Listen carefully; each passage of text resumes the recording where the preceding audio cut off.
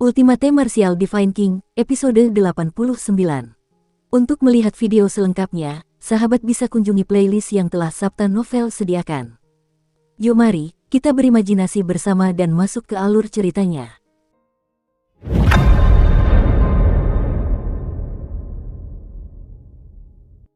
Tiga hari berlalu dalam sekejap mata.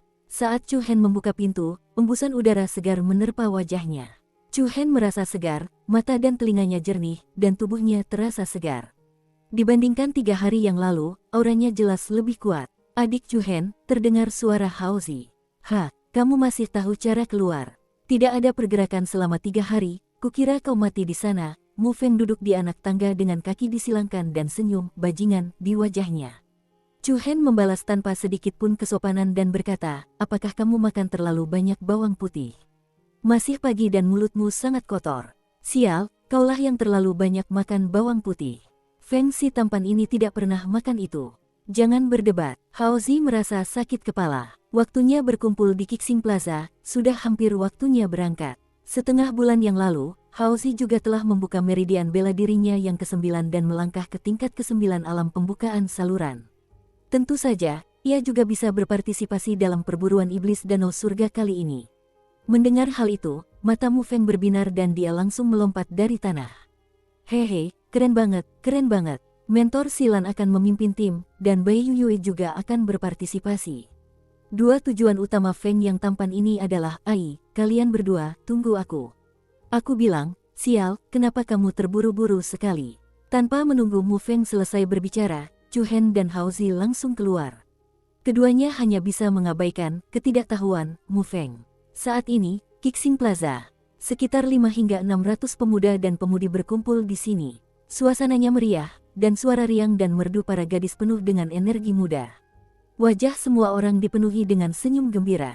Bagi sebagian besar orang yang hadir, ini adalah pertama kalinya berpartisipasi dalam konferensi pelatihan pegunungan Heaven Lake. Terutama jika mereka pergi berkelompok, rasanya seperti mereka pergi keluar untuk bermain. Kakak senior Chu Hen, kamu di sini. Li Huiye, Zhou Lu, dan yang lainnya berjalan untuk menyambut Chu Hen dan yang lainnya. He Qingyuan dan Liu Yue juga menoleh untuk menyambutnya. Chu Hen menanggapi mereka satu persatu dengan senyuman. Chu Hen saat ini dapat dianggap sebagai selebriti di Heavenly Star Martial House. Dari memenangkan kejuaraan di kompetisi bintang baru hingga menerima 3 gerakan mematikan dari Ren Wei, yang berada di level ke-6 alam pembukaan Natal.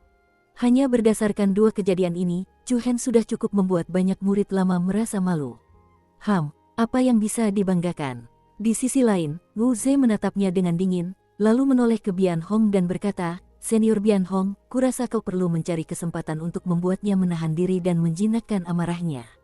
Bian Hong mencibir dan menyilangkan tangannya di depan dada, tidak peduli sama sekali, dia hanya seorang pemula, tidak perlu peduli padanya. Namun jika ada kesempatan, sebagai seniornya, aku harus mengajarinya cara menahan diri dengan tepat. Rasa dingin melonjak di mata Wu Ze. Ia selalu merenungkan kekalahannya dari Chu Hen di arena pancang kayu. Kemarahan ini telah terpendam di dalam hatinya, dan jika ia tidak melampiaskannya, rasanya tak tertahankan. Chu Hen melihat sekeliling dan tidak melihat banyak siswa baru. Tentu saja, ini normal. Prefektur Tensei tidak menerima banyak murid baru tahun ini, dan bahkan lebih sedikit lagi yang berada di tingkat ke-9 alam pembukaan saluran ke atas. Bahkan Li Huiye, Zhou Lu, Hao Zi, dan yang lainnya telah maju baru-baru ini.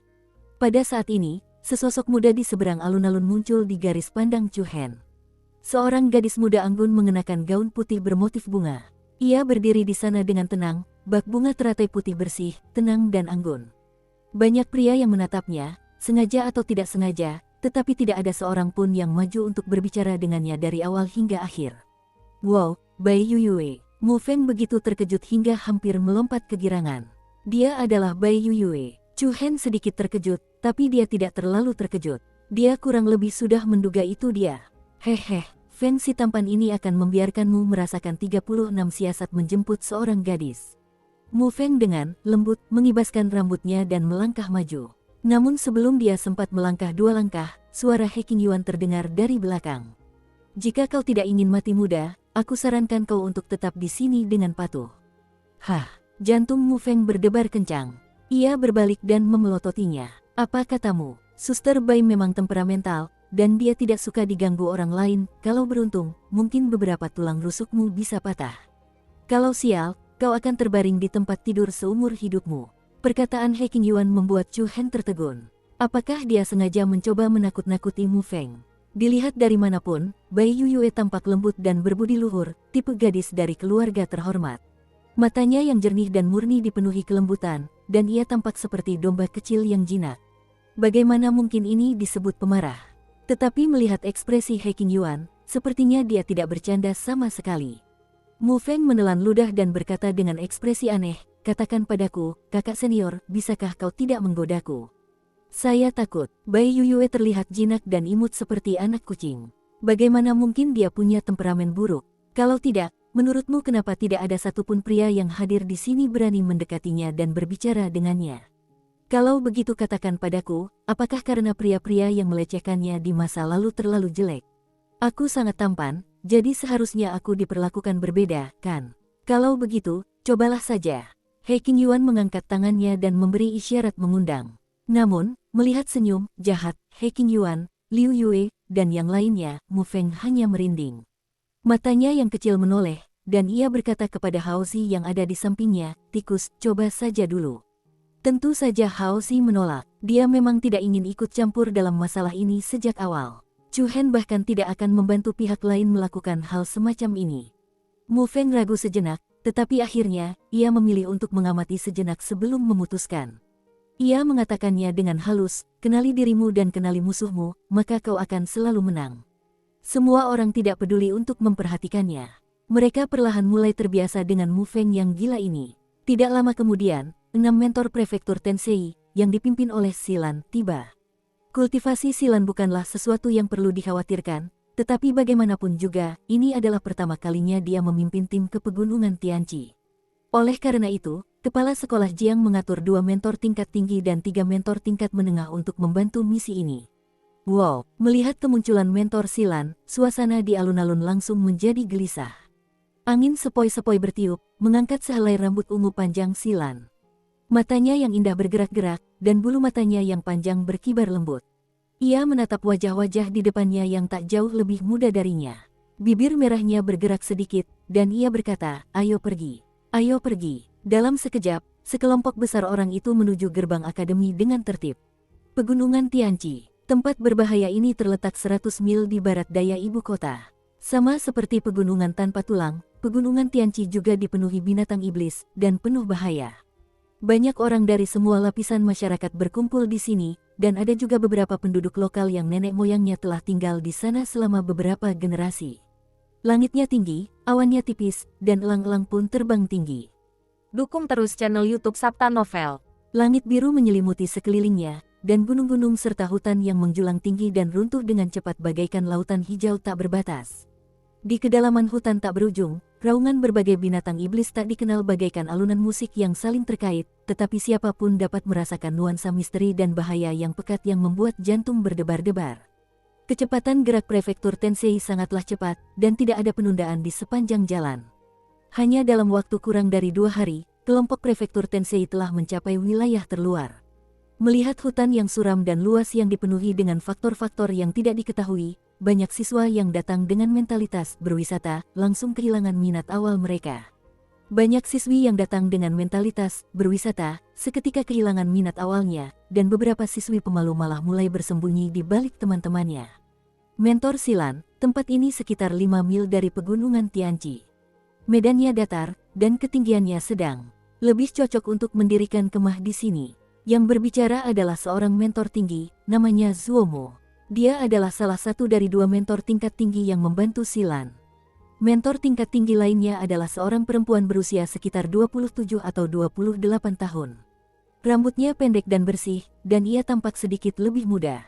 Namanya Rosan. Silan tidak memiliki keberatan untuk mendirikan kemah di sini. Kalian urus saja semuanya di sini. Aku akan memeriksa sekeliling untuk melihat apakah ada binatang iblis yang mengancam. Biarkan aku pergi, Mentor Silan. Rosan berkata, kau komandan pertemuan persiapan ini. Kalau ada yang kau butuhkan, beritahu kami saja. Silan menggelengkan kepalanya pelan.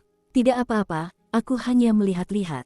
Aku akan segera kembali. Dengan itu, Silan pergi. Mentor Silan benar-benar berhati-hati, kata seorang siswa. Ya, jangan kira mentor Silan biasanya tidak banyak bicara. Malahan, dia paling peduli dengan murid-muridnya.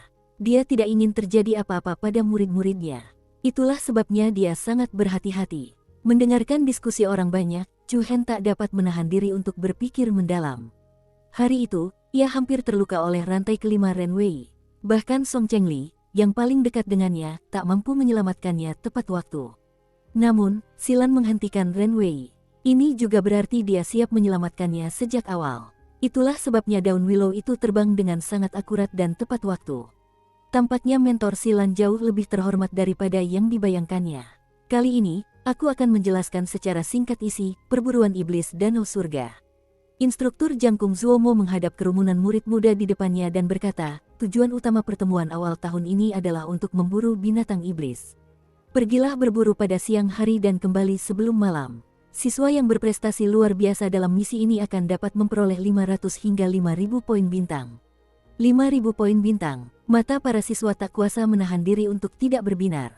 Hadiah ini sungguh memotivasi. Sebagian besar siswa yang hadir adalah siswa lama dan telah mengumpulkan sejumlah poin bintang. Setelah 5.000 poin bintang ditambahkan, banyak lencana mereka akan dapat berubah warna.